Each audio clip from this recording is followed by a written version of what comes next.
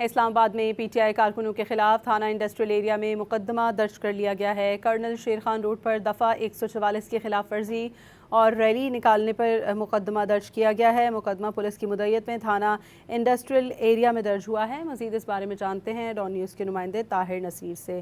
طاہر، بتائے گا مقدمے میں کن دفعات کو شامل کیا گیا ہے؟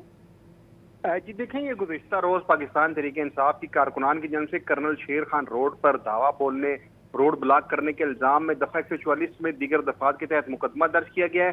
مقدمہ تھانہ I-9 کے SHO اشتیاق حسین شاہ کی مدعیت میں درج کیا گیا۔ مقدمے کے متن میں کہا گیا ہے کہ پولیس نے ریلی کے شرکاء کو منتشر ہونے کی ہدایت کی۔ مقدمے میں کار سرکار مداخلت، ہنگامہ آرائی، سڑک بلاک، دھمکیوں کی دفعات شامل کی گئی ہے۔ مظاہرین پر پولیس پر پتھراؤ اور ہاتھا پائی کا بھی الزام ہے۔